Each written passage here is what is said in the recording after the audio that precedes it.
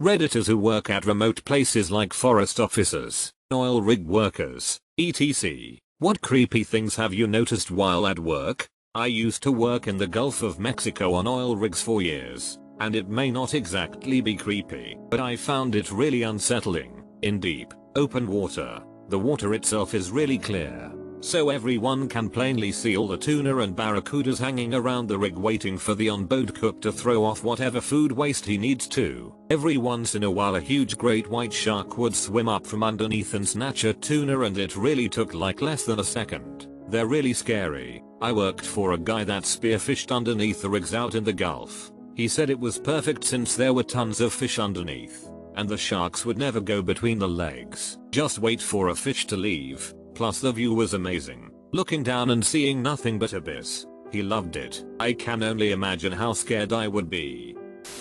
I was on a boat sitting on anchor in a secluded bay in the early hours in southeast Alaska a few years ago. I stepped outside for a smoke and all of a sudden I heard the most horrific sounds of a wild animal being murdered by another wild animal. It went on for probably 10 minutes. I know it's just nature, but man, I can still hear that sound in my brain and it haunts me. I used to be a delivery driver, which doesn't sound very remote because it isn't. However, I did have to deliver to some pretty remote places. One time I delivered to a trailer park just barely inside our designated delivery zone, and it was very dark and poorly lit. I leave my car running and keep the headlights and inside lights on to go deliver the pizza. Upon returning to my car, I sit down in the driver's seat and look up to see a creepy old man standing less than 3 feet from my side of the car. He was just staring. It was the equivalent of a jump scare. I just started driving forward, had to do a U-turn to get out of the park. When I turned around, the man was standing in the middle of the road, so I freaked out for a second before speeding around him, only to watch him attempt to chase my car out of the trailer park. I put in my 2 weeks after that. You reminded me of something creepy that happened to me. I also used to be a delivery driver, but for a supermarket in the UK. A lot of our customers were in the middle of nowhere, and my last delivery of the night was a new customer I'd never been to before. I was already running late from all my previous deliveries and I was still trying to find this house at 10:30 p.m. Even though my shift was supposed to finish at 10 p.m. I'm driving around the narrowest of country roads with nothing surrounding me but dark fields and hedgerows, looking for anything that might be a driveway. I hadn't seen another car or person for miles. Then all of a sudden I hear a loud thud on the side of my van, like something was thrown at it. No trees or anything else around for something to fall from, and I remember it specifically hitting the side. I looked in my mirrors and out the window, but there was nothing around me. Then it happened again. Another thud on the side of my van. I drove back to the supermarket so fast and told my manager that I couldn't find the place. I had spent 30 minutes looking. To be fair, there was no house where the listed address postcode took me. Working late at night on a remote mine site. Changing out a switch in a substation on the edge of the pit. Just me and a quiet room full of gently humming transformers. I finish up and head for the door and I see 3 pairs of red eyes staring through the window. Nothing else visible. Just blackness and 3 sets of red eyes. Turns out goat's eyes reflect red at night, and they like staring in windows.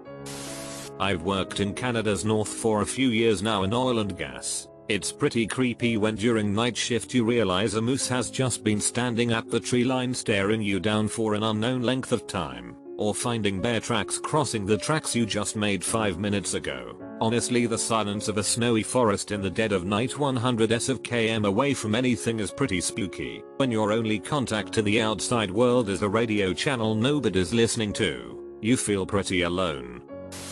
I used to do agricultural work. Alone in a field for 10 hours a day kinda thing. The pure amount of times I heard the sound of running snapped up to see literally nothing there was horrific. I was convinced it was surely animals between the trees for a while, but the weirdest moment was when I heard it loudly from a row of trees next to me. Immediately ducked under to see the feet of whatever animal was running by, and there was absolutely nothing. I remember trying to stay calm and walking really fast to the toilet block and sitting in there for a good long while before I came back. I never thought I'd be so freaked out in the daytime, but there wasn't a soul nearby for quite a while. It really amped up my imagination. I do a lot of work out in the woods. Creepiest thing was finding some headless doves. I also found sticks arranged in circles and paint on the trees in the same spot. Not sure if it was part of ritual or not, but that's what I saw.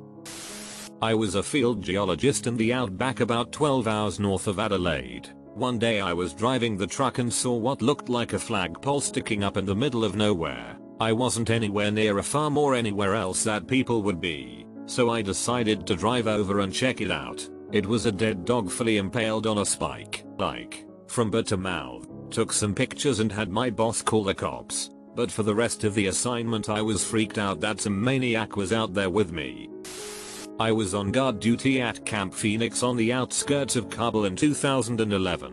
It's a 12-hour shift and it started at 7 PM. Around 2 AM, I could hear what sounded like footsteps running all around the guard tower. Promptly set my hairs on end, so I pull out my night vision and pray that it's some kids or something. I should not. There must have been 2 or 3 pairs of dogs humping each other at the same time. I'm not sure if this counts because it's a farm, but when you live on a farm you work on a farm, so I guess I'll tell it. I grew up on a farm and in high school used to mess with my friends by hiding and making them find me. One night my friend was over and we were waiting on this other guy. We see him pull up, so we take off running to hide. It's funny because they have to wander around somewhere they're unfamiliar with or go ask my parents and be told too bad you'll have to find her. It's like forced hide and seek. Anyway, this one night I saw my friend hide in one building while I ran for the trees. I was hiding under some bushes and heard breathing, like human breathing. There were no animals around. It creeped me out so bad I ran out of hiding to greet my friend. I felt so uncomfortable for the rest of the night. Sometime during the night my dad heard something and went out to investigate. In the morning he discovered that one of our cows was killed and butchered. I know a forest ranger who regularly stays at these remote cabin fire tower outposts. She'll wake up in the morning and look out the window to soak in the landscape only to see influencers posing for photos. I used to work at a Boy Scout summer camp. Every week I had to take a big group of campers to a secluded spot for their wilderness survival badge where they had to build a shelter out of sticks, leaves, etc. and sleep in it overnight. The spot was only about 1-2 miles from the main camp, but we took the circuitous route that made it seem really secluded. Anyways, on this one night all the campers had made their shelters. We had cooked dinner, and were all just sitting around the campfire. It was getting late, maybe 11 o'clock, so I sent all the campers to their shelters for the night and started cleaning up the fire. That's when we heard in the distance what sounded like church bells. They were pretty faint, but myself and my fellow staffers could definitely hear them. They went on for about 30 minutes, ringing every 30 seconds or so. We were all a little creeped out, as there were no churches or towns within 20 miles of us. After the bells stopped, though, the singing started. It was too faint to hear the words, but it sounded like church choir music,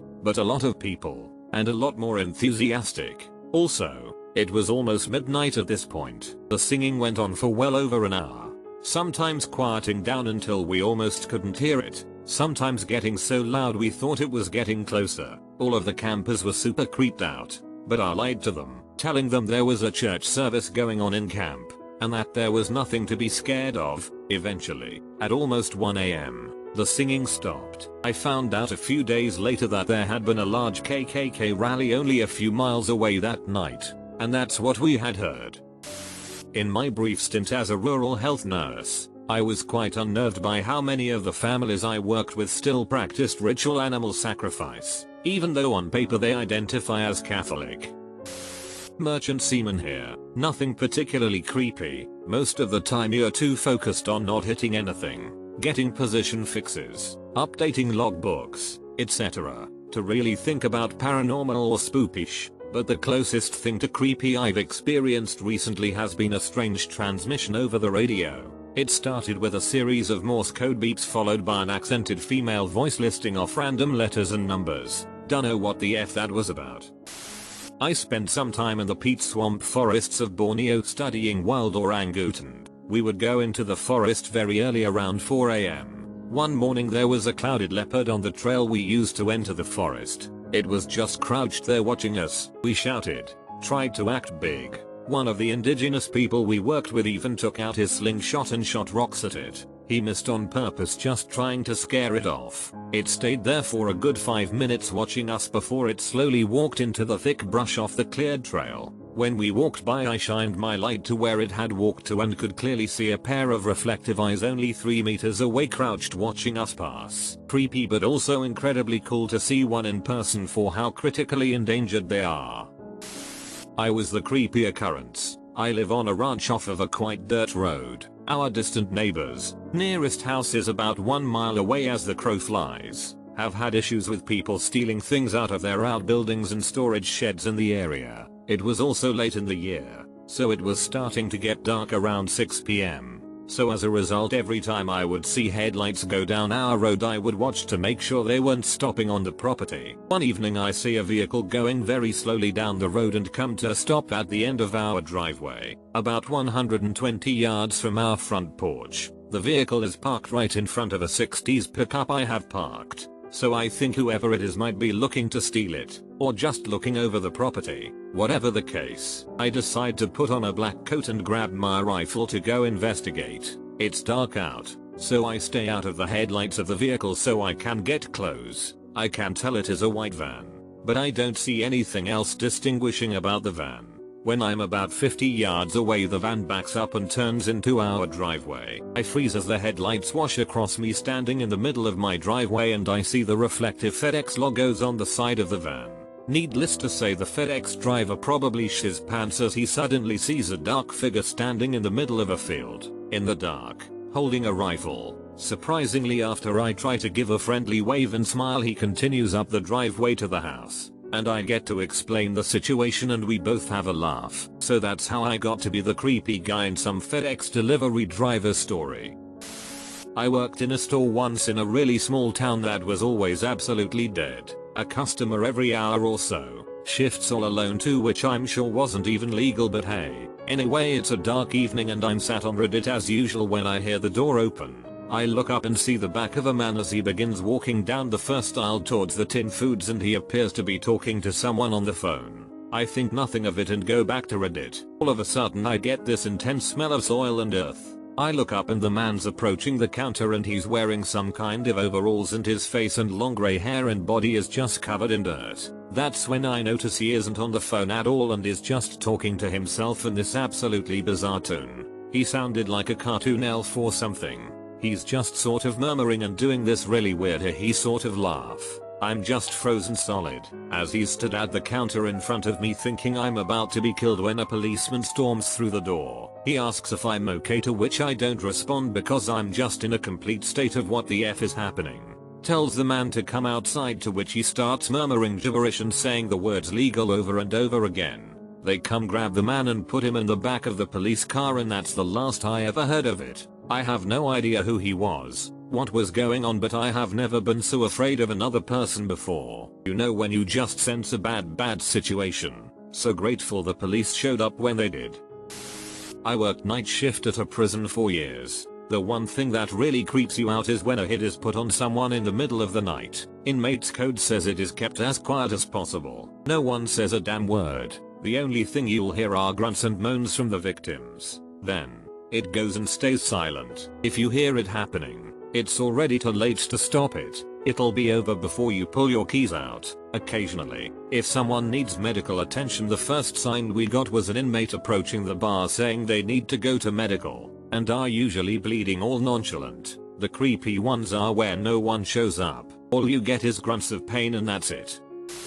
Working on ships. There was one night I was on a ship sailing through Alaskan waters, and it happened to be my first night ever seeing northern lights. I can't believe how awesome that was. It made the sky clear, made the night look like it was dusk. We were able to see clearly for miles. Few buddies and I hit the roof, or what we call a deck, at 1 AM just to gaze at it. An hour or so in, there was 6 of us on top, nearly the entire crew now. A big white spotlight shines at us. We were near land, but where the spotlight was above the water, and it wasn't low enough to be on the ship. This was very high up. It shined on us for about 15-20 seconds. Once the light turned off, we looked to see what it was. Saw nothing. No trace of an aircraft or anything. Couple minutes go by and the same light shined on us. This time it was on the other side of our vessel. above mountains. Still, unable to see what it was. We all saw it. We all have never seen any aircrafts hovering above these waters, especially at 2 AM. We don't know what it was. We think it might have been some sort of silenced aircraft the military was probably doing drills or something. But anyways, that was one of the weirder things to happen out on the ocean. I work remotely from home and sometimes I look in the mirror. A two-headed snake in a Congolese forest.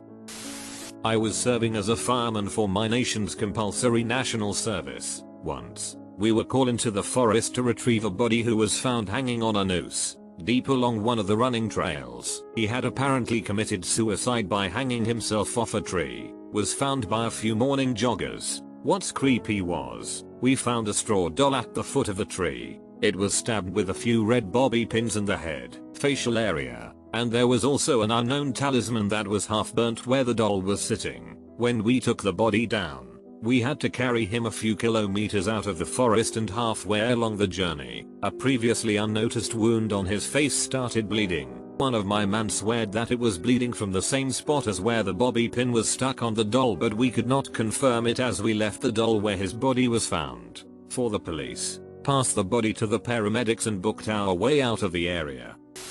I spent several seasons working at a remote field camp in Antarctica over 1,000 kilometers from the main station in McMurdo.